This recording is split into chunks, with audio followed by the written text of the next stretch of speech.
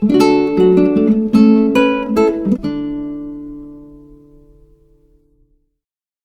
to Bilaspur IAS Academy, and in this video we'll talk about the very important thing regarding the UPSC, that is the syllabus of UPSC. In the last lecture I have talked about what, how and why component of UPSC. ठीक है, so more or less उससे आप लोगों को एक general idea लगा होगा कि आप करने क्या जाने वाले हैं and how you have to approach that thing. वो तो हमने लास्ट टाइम पे बात किया है, बट उसमें बहुत बड़ा एक एस्पेक्ट है कि आपको सबसे इंपॉर्टेंट चीज़ें हैं कि ये चीज़ें जो है आपका सिलेबस से स्टिक होकर ही चलना है. मोर और लेस एग्जाम का पूरा स्कीम को हम सिलेबस के थ्रू ही समझेंगे और सिलेबस सबसे इंपॉर्टेंट रोल प्ले करेगा, क्योंकि अगर जितना अच्छा आपका सिलेबस का अंडरस्टैंडिंग होगा, जितना अच्छा आपको क्योंकि एटलीस्ट एक पता होगा कि प्रिपेयर क्या करना है. ठीक है, तो सिलेबस को इसलिए समझना बहुत इंपॉर्टेंट है और साथ ही साथ इस सिलेबस से आपको एग्जाम पे किस तरह से उसका प्रीलिम्स, उसका मेंस आपस में इंटीग्रेटेड उसमें वो चीज़ें समझ आएंगी. साथ ही साथ मेंस के लिए क्या स्पेसिफिक सब्जेक्ट्स है वो भी आपको देखना होगा और इन दोनों के साथ साथ आपको करंट अफेयर को किस तरह से डील करना है वो भी एस्पेक्ट है. ठीक है, तो मोर और लेस पहले तो इसके एग्जाम की स्कीम को समझते हैं सिलेबस के थ्रू और उसके बाद हम एक एक सिलेबस को क्या करेंगे, डेप्थ में जाकर समझेंगे. ठीक है, तो अगर हम लोग बात करें यूपीएससी के सिलेबस की, तो सबसे पहले जो एग्जाम के जो डिफरेंट लेवल्स हैं, ठीक है, इंटरव्यू जो सेशंस हैं उसको हम अलग से बात करेंगे. अभी बात करते हैं प्रीलिम्स और मेंस के लिए. ठीक है, तो सबसे पहले अगर देखेंगे सो प्रीलिम्स, ठीक है, आपके जो दो इंपॉर्टेंट स्टेजेस हैं वो दोनों स्टेजेस पे जो पेपर्स डिस्ट्रीब्यूशन है उनको पहले समझते हैं, फिर उसके साथ साथ उसके रिस्पेक्ट में सिलेबस को हम समझेंगे. ठीक है, सो प्रीलिम्स और साथ ही साथ आपका मेंस. क्लियर है, प्रीलिम्स एंड मेंस. मोर और लेस अगर मेंस का सिलेबस देखेंगे तो ये आपका डिफाइंड सिलेबस है. मेंस में आपके कंटेंट डिफाइंड है, क्वेश्चन वहीं से ही ज़्यादा मैक्सिमम जो भी सिलेबस में है उसी एरिया से ही पूछा जाता है, जब हम मेजर क्वेश्चन वहीं से आते हैं. बट अगर हम लोग प्रीलिम्स का पार्ट देखेंगे तो यहाँ पर क्योंकि सिलेबस यहाँ पर जो उन्होंने दिया है वो क्या है, एक रैंडम बस उठाकर लिख दिया है कि इंडियन हिस्ट्रीज किस डेप्थ में नहीं बताया है. They have just written up the heritage of India, पर किस डेप्थ में पढ़ना है ये नहीं पता. फ्रीडम मूवमेंट, तो उसमें क्या, उसमें डेप्थ की कमी है कि उसमें आपको खुद से करना होगा कि हाँ किस डीप तक हमको जाना है, वो समझ आएगा आपको प्रीवियस ईयर के पेपर से. बट मोर और लेस अगर ये दोनों में ही देखेंगे तो इन दोनों के सिलेबस को हम कुछ सब्जेक्ट स्पेसिफिक समझते हैं, ताकि ना ये काफ़ी ज़्यादा आसान हो जाता है जब आप इस दोनों को एक सब्जेक्ट स्पेसिफिक जाते हैं और समझते हैं कि किस सब्जेक्ट को हमको किस तरह से तैयार करना है. देखिए, तो इसीलिए इन दोनों सिलेबस को नोट डाउन करने से पहले मैं आपको कुछ और चीज़ें यहाँ पर बताता हूँ. ठीक है, तो यूपीएससी में जो सब्जेक्ट्स आपको पढ़ने हैं, ठीक है, जो भी सब्जेक्ट्स पढ़ने हैं तो इसको हम दो पार्ट में डिवाइड करेंगे. ठीक है, तो पूरे के पूरे सब्जेक्ट्स को क्या करेंगे, दो पार्ट में डिवाइड करेंगे. एक को हम बोलेंगे core subjects, the core area of UPSC और द कोर सब्जेक्ट्स. ठीक है, और कोर सब्जेक्ट के साथ साथ जो दूसरा सेक्शन बनेगा वो क्या है आपका पेरीफेरी सब्जेक्ट. क्लियर है, कोर को बहुत अच्छे से हमको पढ़ना होगा, क्योंकि कोर सब्जेक्ट्स को पढ़ने के बाद ही हम इस सब्जेक्ट को अप्रिशिएट कर सकते हैं, उस सब्जेक्ट को और अच्छे से समझ सकते हैं. सो कोर और पेरीफेरी इस तरह से आपको क्या करना होगा, पूरे के पूरे सिलेबस को इन दो पार्ट्स में डिवाइड करना है. ठीक है, तो ये चीज़ों को सबसे पहले आप क्या करेंगे, फोकस वे में ध्यान रखेंगे. उसके बाद अगर कोर एरिया में देखेंगे तो यहाँ पर जो सब्जेक्ट्स हैं, जो सब्जेक्ट्स लाइक हिस्ट्री, ठीक है, सो यहाँ पर क्या है आपका हिस्ट्री, इंडियन हिस्ट्री, वर्ल्ड की हिस्ट्री नहीं, वर्ल्ड की history is the part of prelim, आपका part of mains and not the part of prelims. So यहाँ पर आपका जो हिस्ट्री होगा majorly Indian history. And see, जब हिस्ट्री पढ़ेंगे तो it is not just about the ancient, medieval and modern history. वो तो आपको पढ़ना ही पढ़ना है, वो तो एक क्रोनोलॉजी है कि हाँ किसके बाद क्या इवेंट्स हुए, बट इवेंट के साथ साथ इंडिया किस तरह से डेवलप हुआ, हाउ दिस, जो आज हम जिस इंडिया में है द कंटेम्प्रेरी इंडिया, इस किस तरह से इवॉल्व हुआ. Evolution of India with respect to the religion, evolution of India with respect to the art and architecture, with request to the आपका with respect to language, कि किस तरह से आपका लैंग्वेज का डेवलपमेंट हुआ, किस तरह से आपका रिलीजन का डेवलपमेंट हुआ. तो ये कंप्लीट थीमेटिक वे में जाएंगे. ठीक है, और उसी थीम्स के अंदर से ही इंडियन हिस्ट्री में ही निकलेगा आपका क्या, Indian culture. So a bit on Indian culture. Indian culture में इंडियन फिलोसफी इंक्लूडेड है, the 6 schools of Indian philosophy, और उसके बाद कैसे आप आ रहे हैं इंडिया पे फिलोसफिकल डेवलपमेंट्स हुआ. ठीक है, so Indian history become the part of your core subjects. इसके साथ साथ अगर कोर सब्जेक्ट में देखेंगे the second is your Indian polity. ठीक है, इंडियन पॉलिटी विच इंक्लूड, देखिए पॉलिटी जब बोलते हैं तो आपका मेजॉरिटी विल से दैट कि उसमें क्या है, जस्ट आपका इंडियन कॉन्स्टिट्यूशन। नहीं, इंडियन कॉन्स्टिट्यूशन तो है ये पॉलिटी का पार्ट, कॉन्स्टिट्यूशन इंक्लूडिंग द पंचायती राज, जो तो पार्ट है पॉलिटी का, बट इसके साथ साथ governance aspect and some of the important आपका क्या है, पॉलिटिकल सिस्टम ऑफ इंडिया, जो इंडिया की पॉलिटिकल सिस्टम है, इंडियन कॉन्स्टिट्यूशन है, तो पॉलिटी विल इंक्लूड। यहाँ पर अगर देखेंगे सेक्शन में तो आपका क्या होगा, constitution of India, we have the political system in India and the majority is your governance part, governance, ठीक है, ये सारा का सारा इंक्लूडेड होता है, ठीक है। तो प्लीज पहले कोर सब्जेक्ट्स को समझिए कि कोर एरिया हमको कहां पर लेकर चलना है। So Indian history, Indian polity, then Indian polity के बाद देखेंगे सो आपका the third one which is major subject is your geography, geography, and in geography I have not written the Indian geography, और बोला भी नहीं मैंने, ठीक है। तो Indian history, Indian polity, but the geography of both world and India. So geography का ये दोनों ही पार्ट इंपॉर्टेंट है, world and Indian geography, clear है। पहले इसको यहाँ पर अच्छे से समझिए, तो उसके बाद हम यहाँ पर सिर्फ लिस्ट डाउन करेंगे कि किस तरह से सब्जेक्ट्स को आपको प्रिपेयर करना है।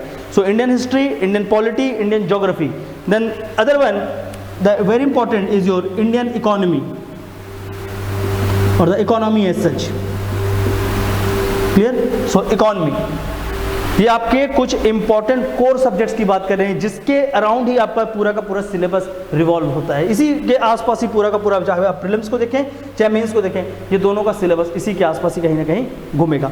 ये मेजर सब्जेक्ट्स होंगे हर एक पेपर्स के अकॉर्डिंगली देखेंगे तो, ठीक है। फोर्थ के बाद हम और भी देखते हैं, I will write here somewhere here the fifth one. So we have the Indian history, we have Indian polity, we have Indian geography, Indian economy, and the most recent जो सब्जेक्ट आपका specially after the 2013-14 यहाँ से काफ़ी ज़्यादा आपका क्या हो रहा है, डोमिनेट कर रहा है पेपर में, that is your biodiversity and ecology, ठीक है। तो environment and ecology become the major part after 2014, 2014 से ये पेपर में काफ़ी ज़्यादा डोमिनेंट रोल प्ले कर रहा है, ठीक है। So we have environment and ecology,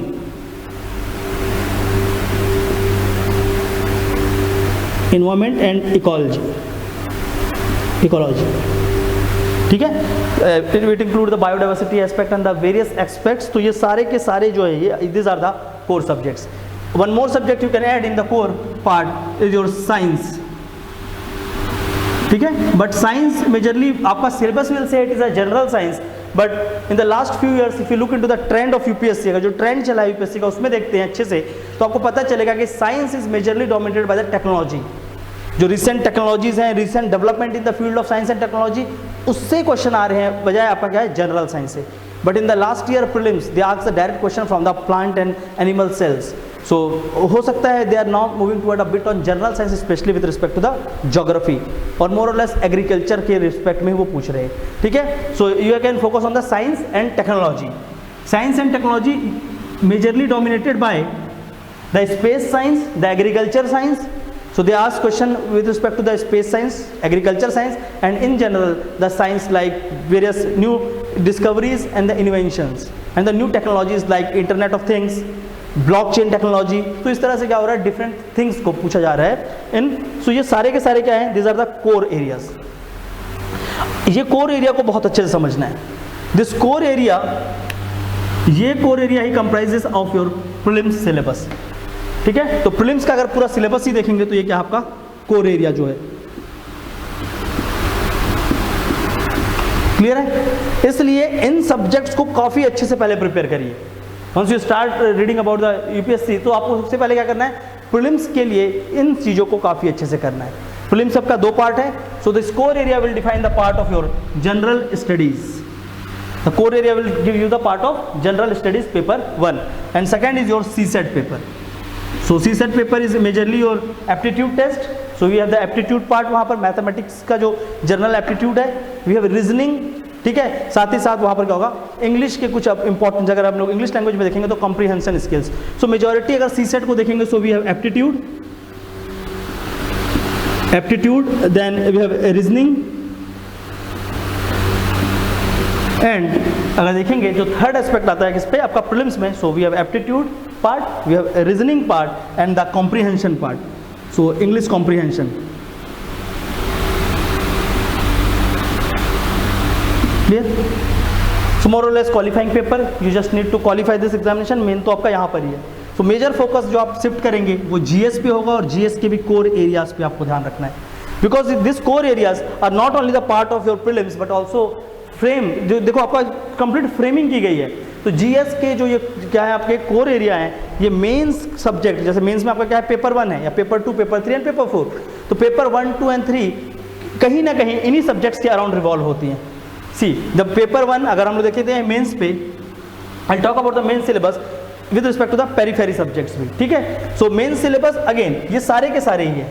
अगर मेंस में देखेंगे कंप्लीट पेपर्स को, ठीक है, apart from optional I am talking about, optional subjects बात करते हैं कि कौन से ऑप्शनल है, कौन से ऑप्शनल आप ले सकते हैं, बट हाँ मेंस के सिलेबस की अगर बात करें इन जनरल, तो मेंस पे अगर देखते हैं आपका, so in mains we have first the 2 language paper, ठीक है, जिसमें आपका कोई भी एक Indian languages, so the language paper ये क्वालिफाइंग होते हैं, language paper the qualifying in nature. So ये 2 पेपर होते हैं, the paper 1, the language paper 1 you can opt any of the Indian language, जो कि आपके क्या है कॉन्स्टिट्यूशन के शेड्यूल 8 में मेंशन है, the 22 language in the schedule, आपका 8th शेड्यूल, ठीक है। सो यहाँ पर आप कोई भी एक लैंग्वेज ऑप्ट कर सकते हैं, इंडियन लैंग्वेज, ठीक है, जो आपके कहाँ पर है शेड्यूल 8 पे है कॉन्स्टिट्यूशन पे। सो बहुत सारे लैंग्वेजेस यहाँ पर मेंशन है, उनमें से आप कोई भी एक सब्जेक्ट लेकर पेपर 1 जो क्वालिफाइंग नेचर का है उसको आप दे सकते हैं। इसके साथ साथ द पेपर 2 इंग्लिश, क्लियर है। तो ये तो आपके 2 पेपर होते ही हैं, जहाँ पर हम अगर लैंग्वेज की बात करें, majority will take the Hindi from this part and English, so Hindi and English, other will take English and suppose from the Assam, तो असमीज ले लेंगे, कोई बोडो ले लेंगे, डिफरेंट आपका डिफरेंट लैंग्वेज जो भी वहाँ पर पाली वाली जो भी मेंशन है, संस्कृत इज मेंशन देयर, तो जो भी आपके शेड्यूल में मेंशन है उनमें से कोई भी एक लैंग्वेज को आप ऑप्ट कर सकते हैं, ठीक है। सो ये और वैसे भी क्या आपका अगेन आप qualifying in nature, so it is just a qualifying exam, तो ज़्यादा इसमें आपको प्रॉब्लम होगा नहीं, just going through the previous 3, 4, 5 years papers, आपको एक आइडिया लग जाता है काफ़ी अच्छा, और उसी के इन एंड अराउंड आप क्या करेंगे अपना प्रिपरेशन को सिंक करके रखेंगे कि नहीं डेफिनेटली इसी तरह से पूछा जाएगा। तो please make sure the language papers. Language paper के बाद हम चलते हैं मेंस पे, जो जनरल स्टडीज़ के पेपर हैं, ठीक है, जो जीएस के पेपर है।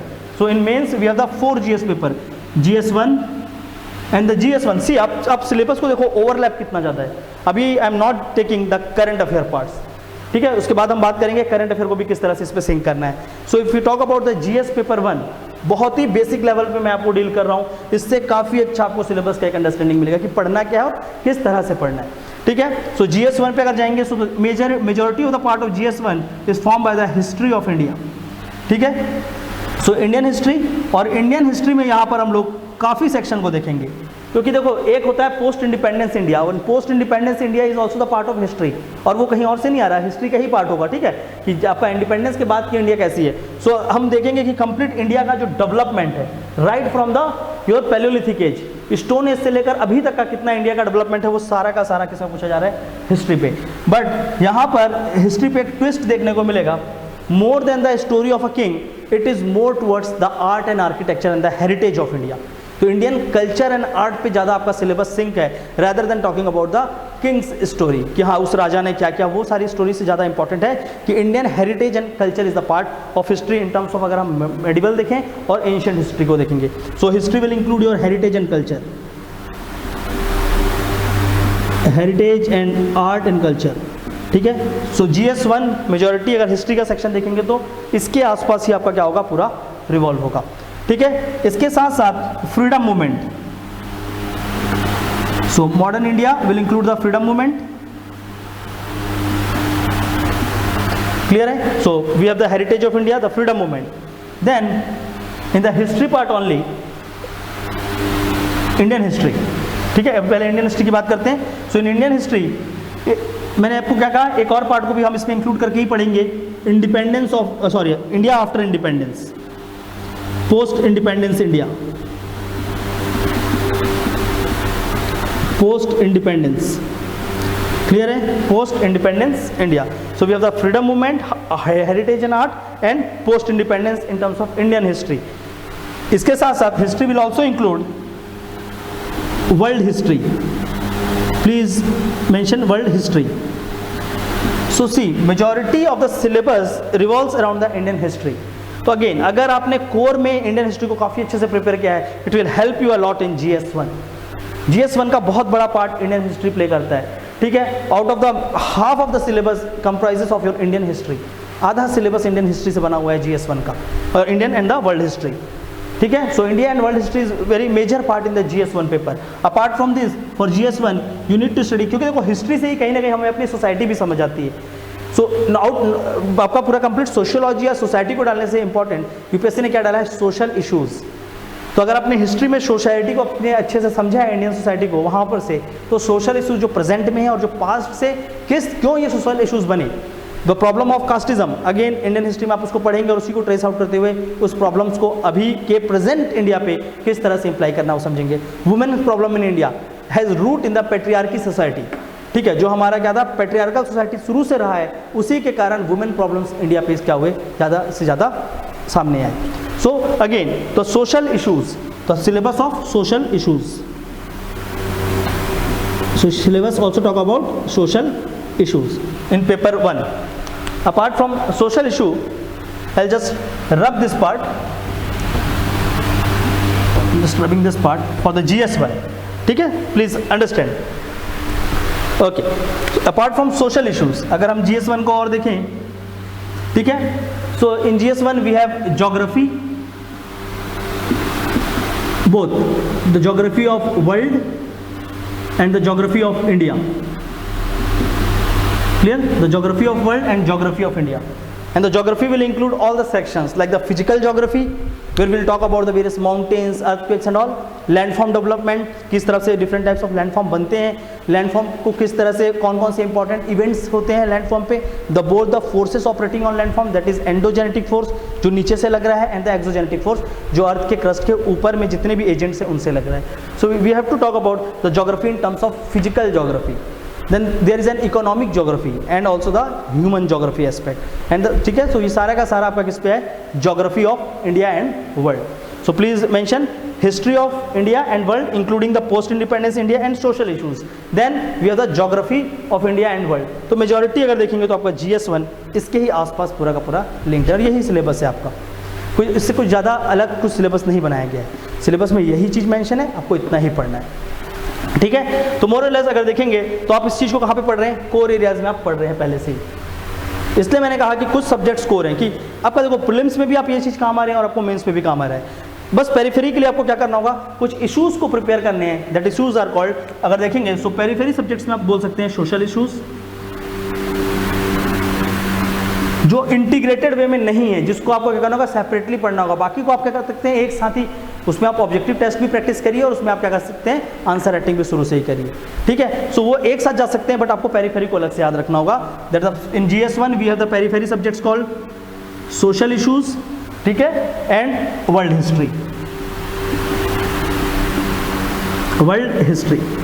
जब आप इस तरह से सिलेबस को देखेंगे तो डेफिनेटली आप इस पेपर के लिए काफ़ी अच्छे से सोच कर अपने पूरे ईयर को और अपने सिलेबस को प्लान कर पाएंगे, ठीक है। तो प्लीज़ मेक श्योर GS1 और उसके आपके क्या कौन से सब्जेक्ट्स हैं जो कि आपके पेरिफेरी सब्जेक्ट्स हैं, ठीक है। कोर सब्जेक्ट्स आई होप आप सभी ने नोट डाउन कर लिया होगा। I am just rubbing the core subjects so that I can talk about the GS2 there, ठीक है। So I will just write it again.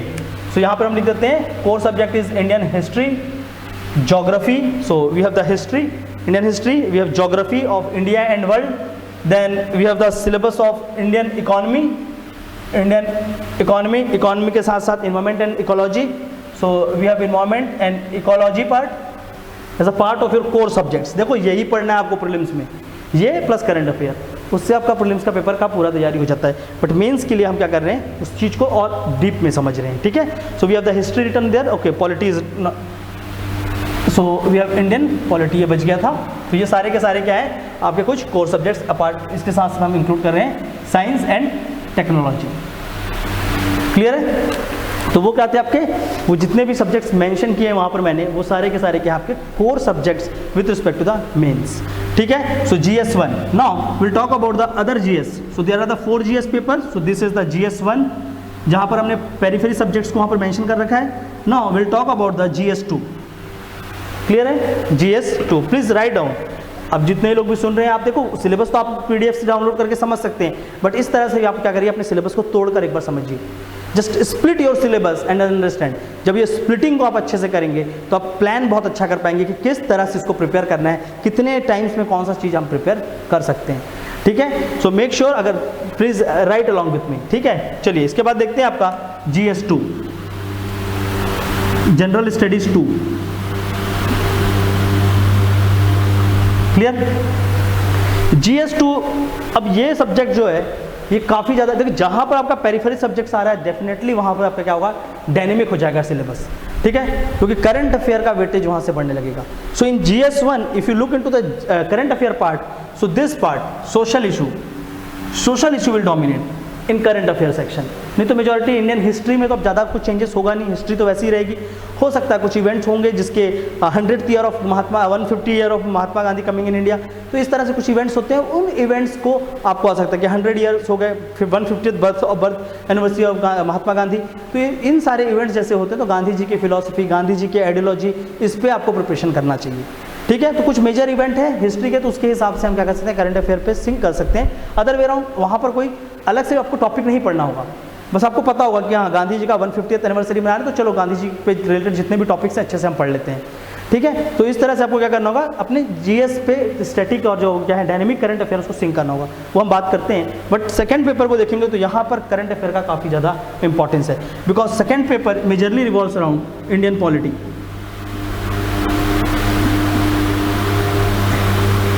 ठीक है, so in second GS2 we have the section on Indian polity, then we have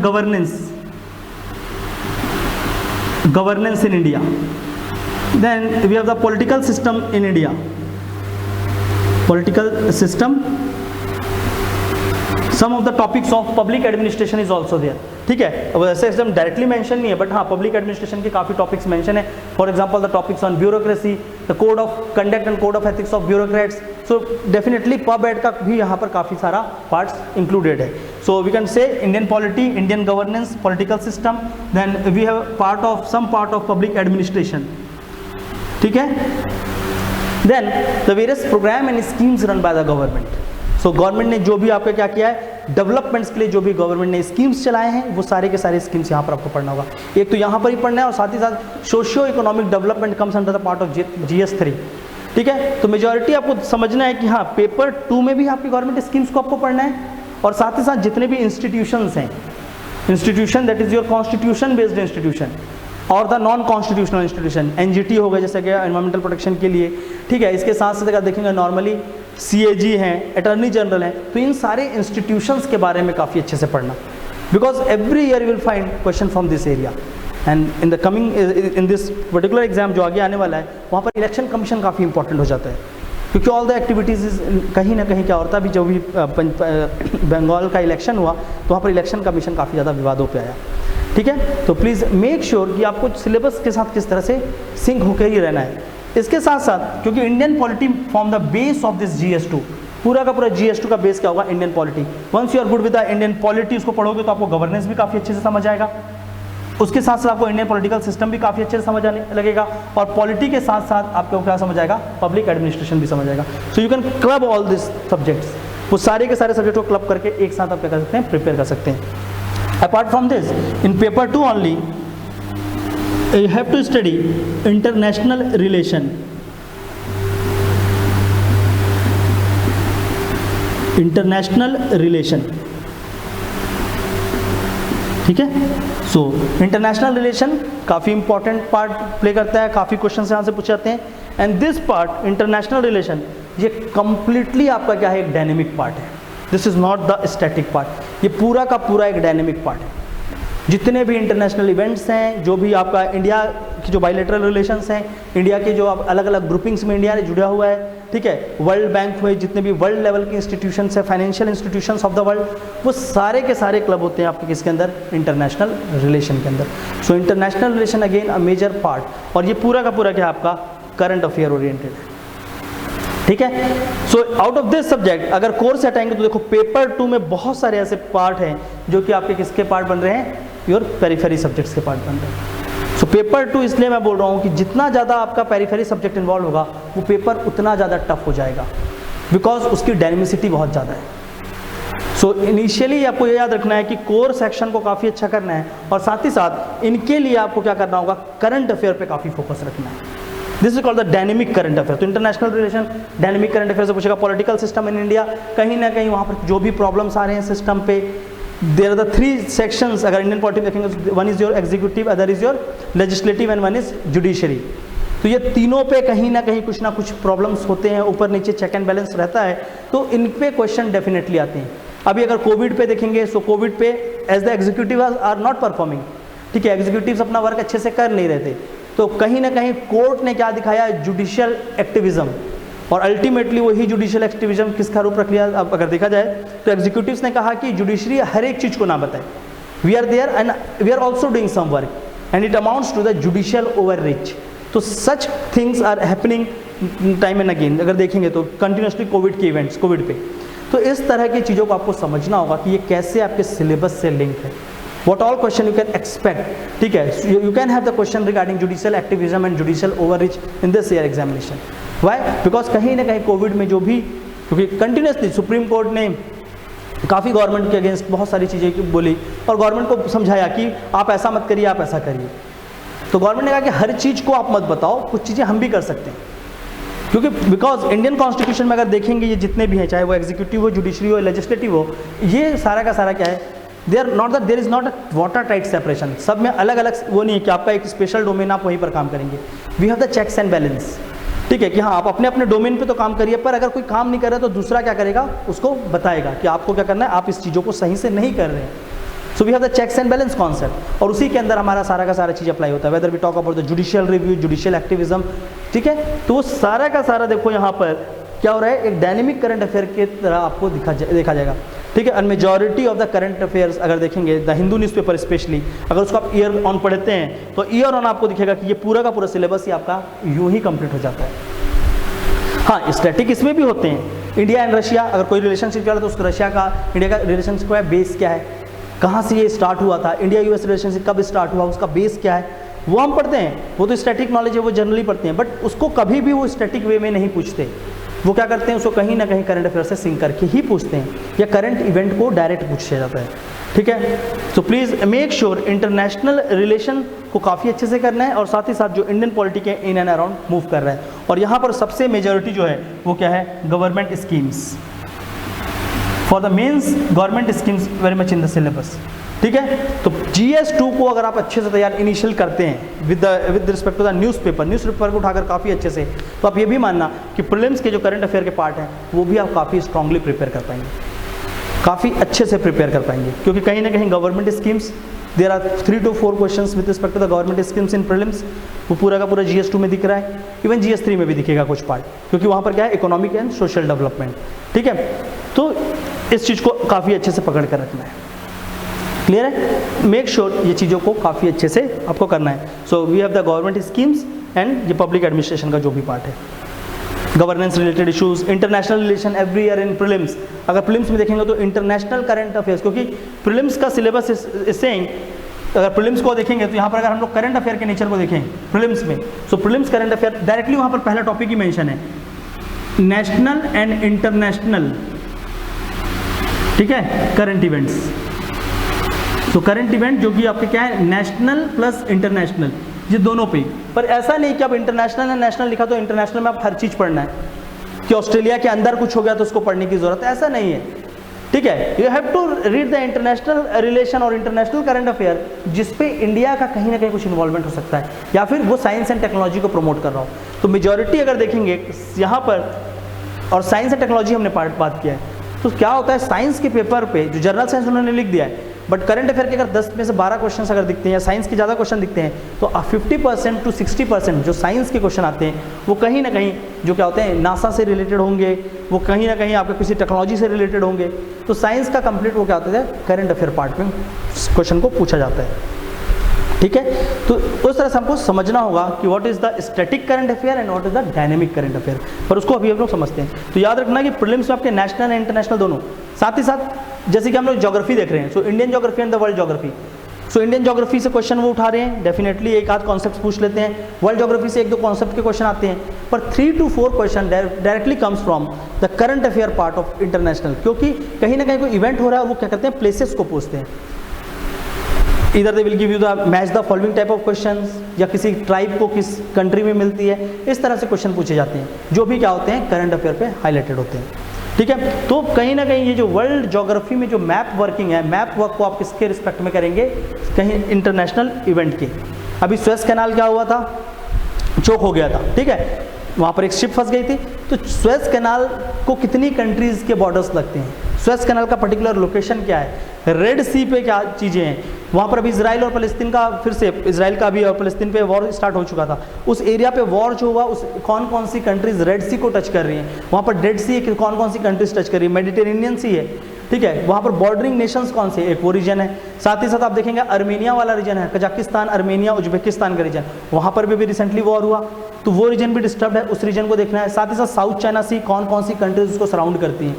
तो इस तरह से आपको क्या होगा, इंटरनेशनल करंट अफेयर्स से लोकेशनल एस्पेक्ट को काफ़ी अच्छे से उठाना, कि कौन कौन से लोकेशन पे, एरिया पे कुछ एक्टिविटीज़ चल रही हैं, और वही एक्टिविटी आपका प्रीलिम्स में ये जो इंटरनेशनल करंट अफेयर होगा उस पर काम आएगा। So out of the 5 to 7 questions, उसमें से 2-3 क्वेश्चन वहाँ से हो जाते हैं। 2-3 क्वेश्चन आपका क्या होगा, साइंस एंड टेक्नोलॉजी के पार्ट से आपका उठेगा।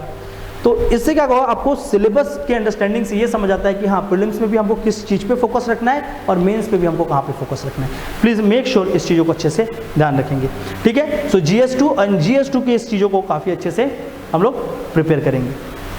इसके बाद बात करते हैं the third section, late me rub this, the geography of world and India.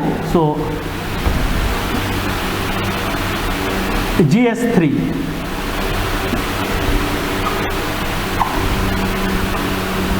ठीक है, GS3। अगर GS3 का सिलेबस देखेंगे तो मेजॉरिटी अगर आप GS3 को देखते हैं तो किसके अराउंड रिवॉल्व है, सोशल एंड इकोनॉमिक डेवलपमेंट।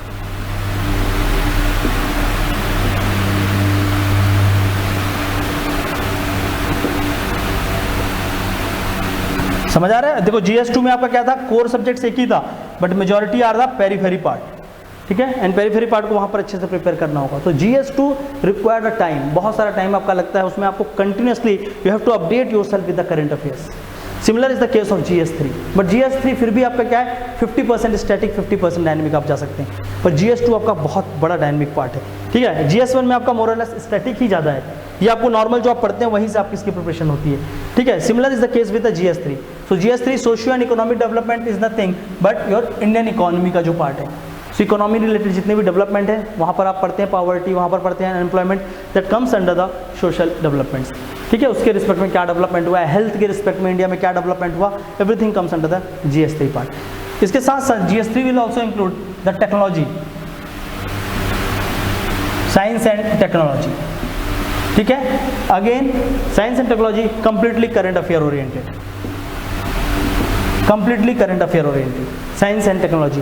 तो ये दोनों चीज़ों को आप कहाँ पर प्रिपेयर करते हैं, ऑलरेडी आप अपने core subjects that is in prelims and mains, आप दोनों में ही उस चीज़ को पढ़ते हैं, ठीक है। सो ये कोर सब्जेक्ट के ही पार्ट बनते हैं, बट इसके साथ साथ यहाँ पर कुछ अलग से एक और भी दिया है। कोर का आपका एक और पार्ट क्या है, एनवायरमेंट एंड इकोलॉजी, ठीक है, environment and ecology.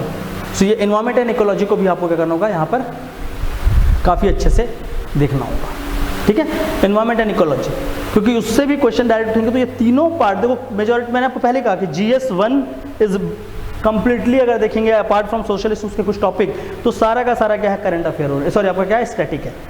GS3 again ये वाला सेक्शन तो स्टैटिक है, हाँ थोड़ा बहुत इवेंट्स होगा, और उस इवेंट को आप जर्नली अगर न्यूज़पेपर पढ़ेंगे तो वहाँ से आपको बहुत ज़्यादा जर्नल न्यूज़पेपर में डेवल नहीं करना है। इस पार्ट के लिए आप थोड़ा सा कर सकते हैं, खासकर टेक्नोलॉजी के लिए, और इसमें एक पार्ट है डिजास्टर मैनेजमेंट, डिजास्टर मैनेजमेंट, ठीक है, आपदा प्रबंधन, डिजास्टर मैनेजमेंट। ये डिजास्टर मैनेजमेंट आपका कंटिन्यूसली एवरी ईयर वहाँ से क्वेश्चन आएगा।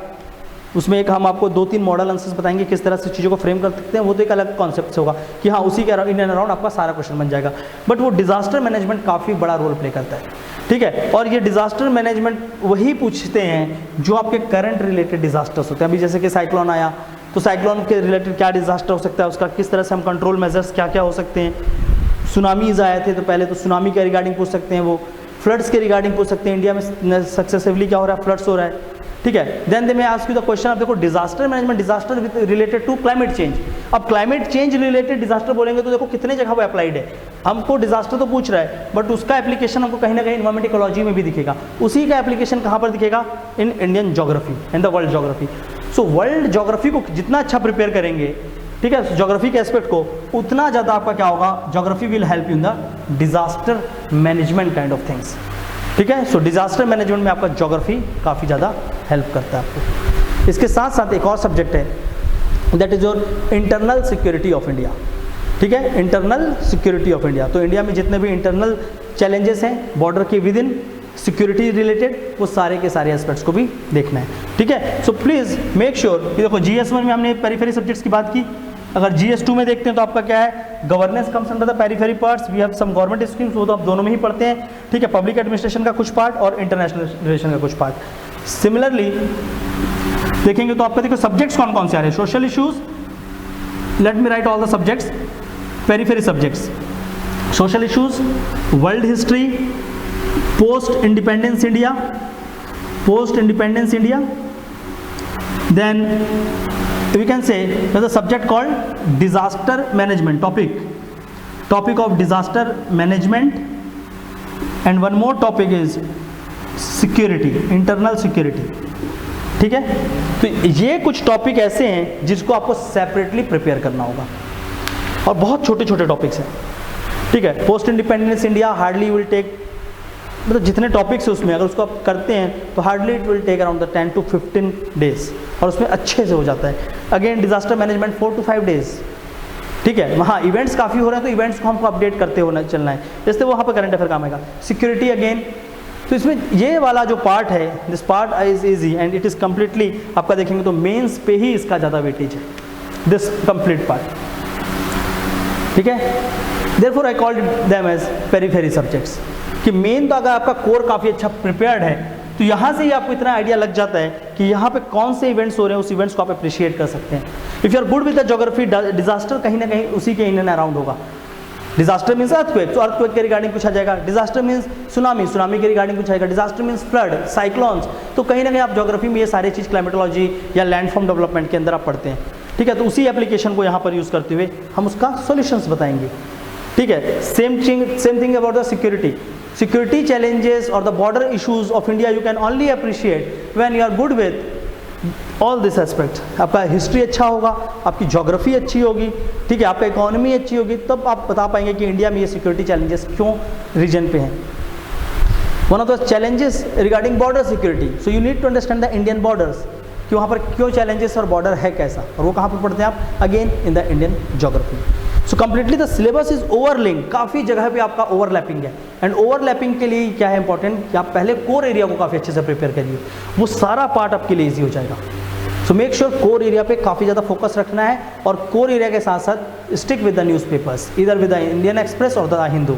आई विल रिकमेंड द हिंदू आप पढ़िए, और साथ ही साथ इंडियन एक्सप्रेस के भी कुछ आर्टिकल्स को देखते हुए चलिए। बहुत ज़्यादा ऐसा भी नहीं है कि आपने दुनिया भर के सारे न्यूज़पेपर पढ़ने हैं, प्रिंट पढ़ रहे हैं, DNA पढ़ रहे हैं, ठीक है, वहाँ पर आपने PIB भी उठा लिया, वहीं पर आपने PRS इंडिया भी उठा लिया, इतना सारा नहीं जाना है। क्लियर है? आपको क्या करना है, मेक द बेस, एक न्यूज़पेपर को अपना बेस बना के रखेंगे, उसको रेगुलर पढ़ना है। हाँ, उसके बाद आप टाइम निकालिए, डेली न्यूज़पेपर के बाद 1 आवर ऑफ टाइम ऑफ 1 घंटा 45 मिनट, उस पर आप क्या कर सकते हैं, बाकी सोर्सेज से जो भी चीज़ें चल रही हैं, बहुत लोग हैं जो अलग सोर्सेज को डील करते हैं, वहाँ से आप कुछ चीज़ों को अपडेट कर सकते हैं। तो you can visit PIB majorly आपको विजिट करना चाहिए, तो PIB से आप बहुत सारे कंटेंट उठा सकते हैं, PRS इंडिया से उठा सकते हैं, ठीक है, और कहीं कहीं पर कुछ अच्छे इंपॉर्टेंट आर्टिकल्स आते हैं। तो मोरलेस आपके देखो यूट्यूब्स में भी अवेलेबल होते हैं, इंटरनेट के ऊपर काफ़ी ज़्यादा इन्फॉर्मेशन है, तो जो भी इवेंट्स हो रहे हैं उस इवेंट्स के रिगार्डिंग आप क्या कर सकते हैं, अपडेट कर सकते हैं अपने आप को। बट ऐसा नहीं करना है कि आप क्या करते हैं 10 न्यूज़पेपर पढ़ने बैठ गए, because reading the more than 2 newspaper, और इवन मैं तो बोलता हूँ एक न्यूज़पेपर से ज़्यादा, you will kill your time, ठीक है, बिकॉज जितना रिकॉर्डिंग है हिंदू एंड इंडियन एक्सप्रेस आपका उतना कवर हो जाता है, ठीक है। तो मेक श्योर ये पार्ट्स को आप अच्छे से करेंगे, एंड इंक्लूड द न्यूज़पेपर, जो भी न्यूज़पेपर आप पढ़ रहे हैं, whether you are reading the Hindu और इंडियन एक्सप्रेस, जो भी आप पढ़ना चाहते हैं, but I will recommend Hindu. और ये न्यूज़पेपर क्या होगा, इस पूरे सिलेबस के ऊपर एक अम्ब्रेला की तरह होगा। जो भी हम लोग यहाँ पर चीज़ें देख रहे हैं, ये सारा जो है इस न्यूज़पेपर के अम्ब्रेला के अंदर आएगा। दैट इज़, आपको करंट अफेयर जब आप पढ़ रहे हैं न्यूज़पेपर से, just read topics related to this events. इसके बाहर के टॉपिक्स को नहीं पढ़ना है न्यूज़पेपर पे। There the column of lifestyle, तो लाइफ स्टाइल आपके सब्जेक्ट्स में है क्या? नहीं है ना, मत पढ़ना। तो आपको जितना अच्छा सिलेबस कमांड होगा उतना ज़्यादा आप फिल्टर आउट कर पाएंगे न्यूज़पेपर से चीज़ों को, and you will find there are only 2 to 3 relevant article each and every day. इससे ज़्यादा नहीं होगा। सम डे दे में गिव यू द 5 आर्टिकल्स और 4 आर्टिकल्स, बट नहीं तो 2 to 3 आर्टिकल्स ही होते हैं जो आपके लिए रेलेवेंट होते हैं, उससे ज़्यादा आपको ले जाना नहीं है। ठीक है, तो प्लीज़ मेक श्योर इस चीज़ों को काफ़ी अच्छे से बात करेंगे। इसके बाद आपका एक और पेपर है, that is your paper called paper 4। ठीक है, पेपर 4 और the ethics. Let me rub some part, so I will rub this prelims part and right here. So we have one more paper, GS4 ethics. ठीक है, और ethics के syllabus को भी अगर आप समझते हैं, so when we will start the ethics, तो यहाँ पर देखिए कुछ एथिक्स रिलेटेड कॉन्सेप्ट्स हैं। वेयर विल टॉक अबाउट कि एथिक्स क्या है, मोरल्स क्या होते हैं, वैल्यूज़ क्या है। ठीक है, तो वो आपके क्या है, core concepts of ethics. Concepts के बाद उस कॉन्सेप्ट का application in terms of exam में जो पूछा जाएगा, इसी कॉन्सेप्ट्स को आप अप्लाई करके you have to solve some of the important case studies. ठीक है, so we have case studies. Clear है? So concept, then we have case studies, and one more part of ethics is thinkers. The importantly are the Indian thinkers, Dr. B.R. Ambedkar, Gandhi ji, Swami Vivekananda. तो जो Indian thinkers हैं उनको पढ़ना है आपको, moral thinkers of India. Then we some of the important case studies. Case studies day to day application पे आपको उसको प्रिपेयर करना होगा, एंड साथ ही साथ कॉन्सेप्ट। सी केस स्टडी वही है, लाइक अभी आप क्या कर रहे हैं, कोविड के टाइम पे सिचुएशन काफ़ी ख़राब हुआ, so you have the events. कुछ ऐसे इवेंट्स भी आए कि जहाँ पर अभी छत्तीसगढ़ का ही अगर एग्जांपल लें, तो यहाँ पर डीएम साहब ने क्या किया, एक को तो भी कलेक्टर ने किसी लड़के को वहाँ पर मार दिया, उसके फ़ोन को तोड़ दिया, समथिंग ऐसा कुछ एक इवेंट आया।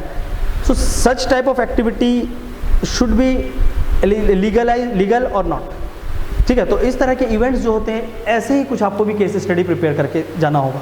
ठीक है, कि किसी आप विलेज के आप क्या हैं, पंचायत सीईओ हैं या पंचायत के सेक्रेटरी हैं, कुछ भी हैं, उस विलेज पे कोई भी एक इवेंट ऑर्गेनाइज हो रहा है, but the event is mainly boycotted by the high class people, क्योंकि वहाँ पर क्या है, लो क्लास को भी आपने बुला रखा है, एंड यू आर सेइंग, उन लोग बोल रहे हैं कि हम एक साथ नहीं बैठेंगे, and you are the DM to give the solution कि आप किस तरह से लोगों को मनाएंगे। सो इस तरह के कुछ आपके केस स्टडीज़ होते हैं, and such case study need, देखो उसको आप बाद में सॉल्व कर पाएंगे। ये केस स्टडी ऐसा नहीं कि from the day one you can easily solve the case study, once you are good with this part, क्योंकि यहाँ से क्या होगा, आपका एक ब्रेन डेवलपमेंट होगा। ठीक है, आपका क्या होगा, एक कंप्लीटली माइंड का डेवलपमेंट होगा, और उसके बाद आप क्या करेंगे, आपकी थिंकिंग जनरेट होगी, किसी भी इवेंट पे किसी भी चीज़ को सोचना कैसे है, किस तरह से। क्योंकि यहाँ पर हम ऐसा नहीं कि एक सब्जेक्ट पढ़ रहे हैं, और जैसे Indian history will teach you many things. ठीक है, बहुत सारी चीज़ें सिखाएगा कि आपको लाइफ को कैसे देखना है, आपकी सोसाइटी क्या है, तो आपको पता हो जाएगा। वहाँ से आपको क्या होगा, एक आइडिया लग जाता है कि हम किस चीज़ के बारे में सोच सकते हैं और कैसे हमको बात करना है, और डेफिनेटली वो एप्लीकेशन को ही आप क्या करेंगे, यहाँ पे केस स्टडीज़ पे अप्लाई करेंगे। सो ये केस स्टडीज़ को डायरेक्ट नहीं, आपको क्या करना होगा, पहले जीएस को, इसलिए मैं बोल रहा हूँ कि जीएस के कोर सब्जेक्ट्स पे ज़्यादा फोकस रखेंगे। जितना अच्छा आपका कोर होगा, उतना अच्छा ही आप क्या कर पाओगे, मेंस के बाकी सब्जेक्ट्स को कवर कर पाओगे, और उतना जल्दी कर पाओगे। ठीक है, सो मोर और less I have explained you कि हाँ क्या चीज़ें यहाँ पर हैं। So we have the 4 GS paper apart from the 2 optionals. ठीक है, ऑप्शनल के पेपर होते हैं जिसमें आपके 2 पेपर होते हैं ऑप्शनल के, और आप कोई भी ऑप्शनल ऑप्ट करिए, whether it is Indian geography, आपका geography optional you can take history optional, there is a sociology optional, anthropology is another optional, philosophy is there, so n number of optionals। जैसे आप syllabus में देखेंगे तो बहुत सारे optionals वहाँ पर मिलेंगे, but select optional only when you are. इसमें आप क्या करेंगे, कोर सब्जेक्ट्स को पहले पढ़कर देखिए, जो एकदम बिगनर है उनके लिए मैं बोल रहा हूँ, पहले पढ़कर देखिए, या हो सकता है आपका बैकग्राउंड हो, अगर आप अपने बैकग्राउंड के कोई सब्जेक्ट्स को उठा रहे हैं, that is well and good कि हाँ उस पर तो आपने बहुत साल दिए हुए हैं, पर अगर आप ऐसे बैकग्राउंड से हैं, for example majority are the engineers, अब वो इंजीनियरिंग बैकग्राउंड से आकर अपने एक नया ऑप्शनल लेना है, क्योंकि इंजीनियरिंग कॉलेज में हमने कोई पढ़ाई नहीं की। ठीक है, तो अब आप क्या कर रहे हो, एक नए ऑप्शनल के पीछे आ रहे हो, सो वंस यू डिसाइडेड कि हाँ कोई ऑप्शनल लेना है या डिसाइड नहीं कर पा रहे हैं, तो just go through the basic parts of that subject. Basics को आप पढ़ कर देखिए, क्या आप उस पर सिंक कर पा रहे हैं, क्या वो आपको अच्छा लग रहा है, और डेफिनेटली अगर वहाँ से आपको लगता है तो आप उस ऑप्शनल को लीजिए। ठीक है, तो optional choosing is bit of कि पहले आप ऑप्शनल को देख लीजिए, उसके बाद उस ऑप्शनल के रिलेटेड एक अलग सिलेबस है। ठीक है, तो यहाँ पर हम जो बात कर रहे थे मेजॉरिटी जो फाउंडेशंस के लिए हम देख रहे हैं, तो जीएस के पार्ट की बात कर रहे थे, and GS will include all this subjects, and इस सब्जेक्ट्स को सिलेबस को इस तरह से आपको डिकोड करना है।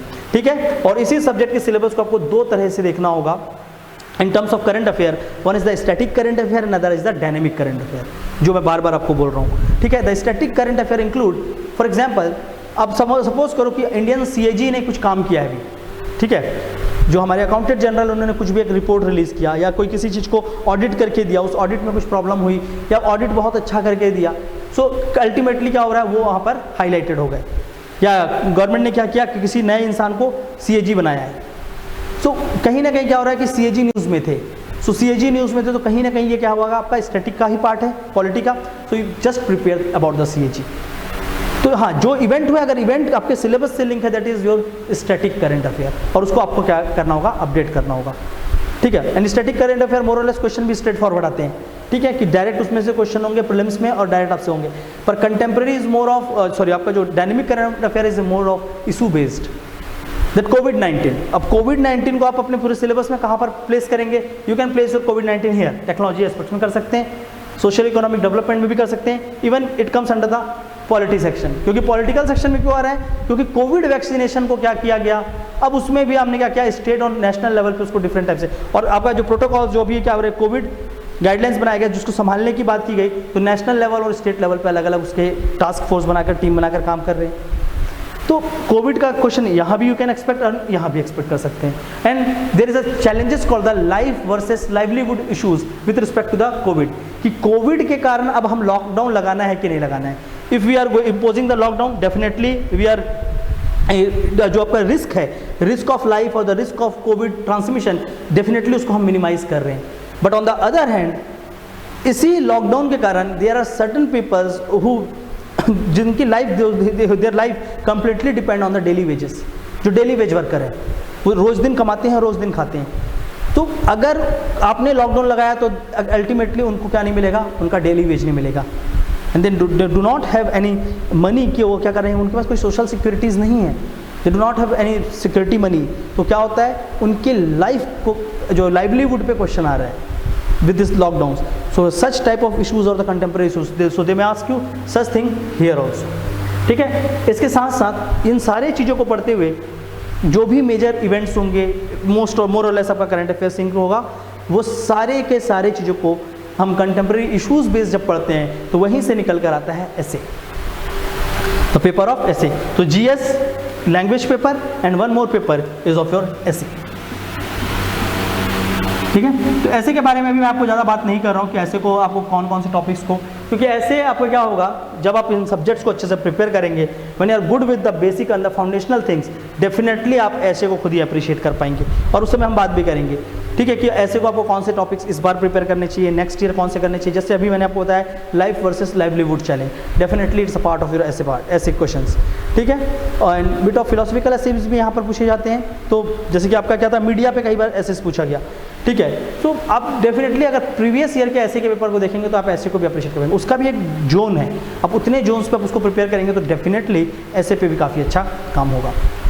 ठीक है, तो आई होप कि सिलेबस को एक दूसरे तरीके से आपने समझा होगा। यहाँ पे एक तो होता है जनरल, आप प्रिंट आउट करेंगे, उसमें लिखा है, आप समझ जाएंगे कि हाँ ये चीज़ें हैं, बट किस चीज़ को कैसे सिंक करना है आप उसको देखिए यहाँ पर पहले ब्रेक करके, कि सिलेबस को उठाते ही उसको सबसे पहले क्या करना है, ब्रेक करना है। And once you will break your syllabus, definitely अब देखो आपको आपका टारगेट आसान होगा। So once you will start with the, इसमें आप चालू कर रहे हैं GS2 में, सो यू नो कि हाँ मेरे को इंडियन पॉलिटी को पहले सबसे अच्छे से प्रिपेयर करना है। Once you are done with the Indian polity, you can say कि हाँ now for the 4-5 days I will read about the governance and write the answers on governance। ठीक है, उसके बाद आप कुछ दिन पर मिनट के जितने भी 2-4 टॉपिक है उस टॉपिक को आप प्रिपेयर कर लेंगे। पॉलिटिकल सिस्टम के 2-4 टॉपिक्स हैं उनको आप प्रिपेयर करेंगे। जितने भी पेरीफेरी सब्जेक्ट्स हैं वहाँ उनके सिर्फ कुछ टॉपिक्स को प्रिपेयर करने हैं। In periphery subjects they have given some topics, 5 to 7 topics, but in the core subject you have to prepare holistically. ये डिफरेंस आपको समझाना था कि जितने भी कोर सब्जेक्ट है उसको आपको क्या करना है, कवर टू कवर प्रिपेयर करना है। डोंट टेक, वहाँ पर ज़्यादा आपको रिस्क नहीं लेना है कि नहीं मैं ये अवॉइड करूँगा, मैं इसको पढ़ूंगा, मैं इसको पढ़ूंगा, ये नहीं, उसको आप कंप्लीटली होलिस्टिक प्रिपेयर करिए। इंडियन पॉलिटी बहुत अच्छे से आप प्रिपेयर करो, Indian history, geography, economy, science, ये सारे को बहुत बेसिक से लेकर एकदम अच्छे से प्रिपेयर करिए। Start with the NCERTs, then move to the advance book, then go for the answer writing and all, जो भी चीज़ें उसको आप करते चलिए। बट जितने भी ये पेरीफेरी सब्जेक्ट्स हैं, इस पर ये गलती मत करना कि नहीं डिजास्टर मैनेजमेंट के लिए आपने एक बुक ही उठा लिया और उस पूरे बुक को पढ़ गए।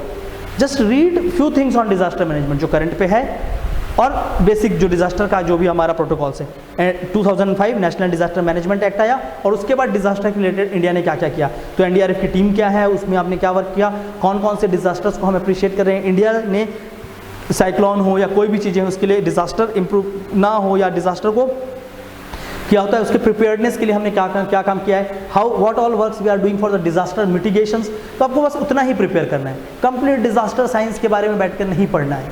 So this topics please make sure, जब सारे पेपर्स के जो आपके कोर सब्जेक्ट्स हैं, जैसे यहाँ पर आपके क्या है 2-3 कोर सब्जेक्ट्स, तो इन कोर सब्जेक्ट्स को उठाकर जितने भी पार्ट्स हैं उसको सिर्फ और सिर्फ टॉपिक को प्रिपेयर किया जाता है। पर इन कोर सब्जेक्ट्स आपको क्या करना होगा, एक होलिस्टिक अप्रोच के साथ ही प्रिपेयर करना है, ठीक है। तो आई होप यहाँ से आपको सिलेबस काफ़ी अच्छे से समझ आएगा कि सिलेबस को आप किस तरह से डिकोड कर सकते हैं। ओके, तो ये तो बात हुई कि आपका सिलेबस में क्या क्या चीज़ें मेंशन है, करंट अफेयर को कैसे कवर करना है। I will help you with respect to this आपका करंट अफेयर एंड ऑल, और साथ ही साथ हम स्टैटिक के साथ भी करेंगे। तो ये सारा प्रिपरेशन तो आपको एक वे समझ आ रहा है कि आपको प्रिपेयर कैसे करना है और क्या प्रिपेयर करना है। But still the question remains, जब ये पूरे की चीज़ को प्रिपेयर कर रहे हैं तो एक क्वेश्चन आपके पास अभी भी ये चीज़ें होंगी कि हाउ टू इनिशिएट, स्टार्ट कैसे करना है, how to initiate. Sir again से जो बेसिक लेवल के लिए आपको बताया था मैंने, गो थ्रू द सिंपल और द बेसिक बुक्स, देन उसके बाद एडवांस पे जाएंगे, then master books. So give you the book list in the further lectures, कि आप कौन कौन से सब्जेक्ट्स के लिए कौन कौन से बुक्स पढ़िए, पेरीफेरी सब्जेक्ट्स के लिए आप कौन कौन से सब बुक्स को पढ़िए, या कहाँ से आप उसको प्रिपेयर करिए। In the next lecture I will deal that part also. But अभी तक के लिए जो भी मैंने बताया in the lecture 1, in lecture 2 and the lecture 3, ये तीनों को हमेशा आप अपने पास क्या करेंगे, अच्छे से समझेंगे कि हाँ इसी के इन एंड अराउंड ही हमको हमारे प्रिपरेशन को सिंक करना है। नंबर 2, आज आपको सिलेबस पता चल गया, so just download the syllabus from official UPSC site और एनी ऑफ द साइट्स, वहाँ से आप डाउनलोड करिए and take the 2 to 3 copies of your syllabus. Syllabus की 3-4 कॉपी निकाल कर उसको अपने साथ रखना है हमेशा। Keep one syllabus in your study table, keep one syllabus in your bag, because the more you are familiar with syllabus, ये सच्चाई भी है, आप सिलेबस को जितने बार देखेंगे, looking at the syllabus for the first time वो बहुत बड़ा दिखेगा, दूसरी बार दिखोगे उतना ही बड़ा दिखेगा, by the time you will see the syllabus for 20th time वो सिलेबस आपको छोटा लगने लगेगा। और ये होता है, रियलिटी है ये, कुछ उसमें ऐसा नहीं है कि चीज़ें कम हो गई, चीज़ें उतनी रहेंगी, लेकिन आपको अंडरस्टैंडिंग बढ़ती जाती है कि हाँ ये पढ़ना है, इसको इस तरह से पढ़ना है, ऐसा पढ़ना है, ठीक है। तो take 2-3 copies of syllabus and make yourself, अपने लिए ही बना लेना कि हाँ once for the first reading हाँ मैंने इस चीज़ को कर लिया, सेकंड रीडिंग हाँ इस पर मैंने आंसर राइटिंग भी कर लिया, इसको पढ़ भी लिया है और इसके कुछ नोट्स भी बना लिए, तो tick the second syllabus and the third syllabus prepare for the revision कि हाँ इस टॉपिक को मैंने रिवाइज कर लिया है। डोंट जस्ट कि एक ही सिलेबस लिए उसी को गोद रहे हैं, टेक 2-3 सिलेबस, जिससे कि आप अपने ही वर्क को चेक कर सकते हैं दैट यू आर मूविंग और नॉट। ऐसा तो नहीं कि क्रॉल कर रहे हैं, आप मूव कर रहे हैं कि नहीं, वो चीज़ें वहाँ से आपको काफ़ी अच्छे से समझ आती हैं, ठीक है। तो please make sure syllabus is very important aspect और इसको आपको अच्छे से करना ही होगा। तो सिलेबस पे आप ध्यान रखेंगे और सिलेबस के साथ साथ जो भी पार्ट्स मैंने आपको बताए हैं इन सारी चीज़ों को काफ़ी अच्छे से आप लोग लेकर चलेंगे, ठीक है। तो यहाँ पर आज इस सेशन को ख़त्म करते हैं। In the next lecture I will talk about the book list. This is all for today, thank you all.